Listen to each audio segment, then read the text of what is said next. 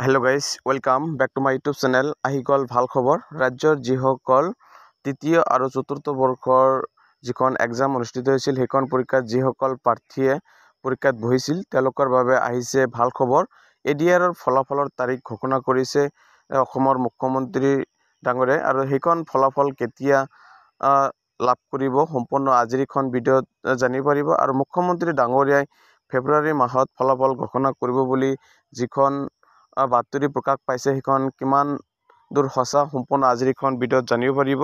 আৰু পৰীক্ষা যিদিনা শেষ হৈছে সেইদিনা মুখ্যমন্ত্ৰী ডাঙৰীয়াই ঘোষণা কৰিছিল যে ফেব্ৰুৱাৰী মাহত গ্ৰেড 3 আৰু গ্ৰেড 4 যিখন তৃতীয় আৰু চতুৰ্থ বৰ্গৰ যিখন ফলাফল সেইখন ঘোষণা কৰাৰ যিখন কৰিব বুলি কৈছিল। কিন্তু আজি যিখন বাতৰি প্ৰকাশ পাইছে, সঁচাকৈ মুখ্যমন্ত্ৰী ডাঙৰীয়াই ফেব্ৰুৱাৰী মাহত পৰীক্ষাৰ ফলাফলটো ঘোষণা কৰিব নে নাই, মুখ্যমন্ত্ৰী ডাঙৰীয়াই কি কৈছে সম্পূৰ্ণ আজিৰখন ভিডিঅ' চাব পাৰিব। যিহেতু ইলেকশ্যনৰ সময় আৰু ইলেকশ্যনৰ কাৰণে পৰীক্ষাৰ ৰেজাল্টটো দেৰিকৈ হ'ব নেকি, সম্পূৰ্ণ আজিৰ এইখন ভিডিঅ'ত জানিব পাৰিব। আৰু অসমৰ মুখ্যমন্ত্ৰী ডাঙৰীয়াই কি ঘোষণা কৰিছে শেহতীয়াকৈ সম্পূৰ্ণ আজিৰ এইখন ভিডিঅ' চাব পাৰিব।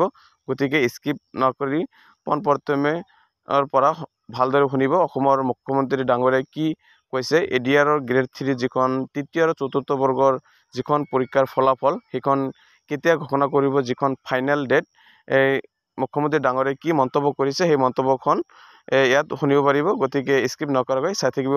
আৰু মুখ্যমন্ত্ৰী ডাঙৰীয়াই কি ক'লে শুনক। কেতিয়াবা হৈ যায় ফেব্ৰুৱাৰীৰ শেষত নহ'লে মাৰ্চৰ প্ৰথম সপ্তাহত এডিআৰ ৰিজাল্ট হোৱাৰ সম্ভাৱনা আছে। তাৰ মাজত কেতিয়াবা পৰীক্ষাৰ কথা 2 দিন আগত 2 দিন পিছত কেতিয়াবা হৈ যায়। ফেব্ৰুৱাৰী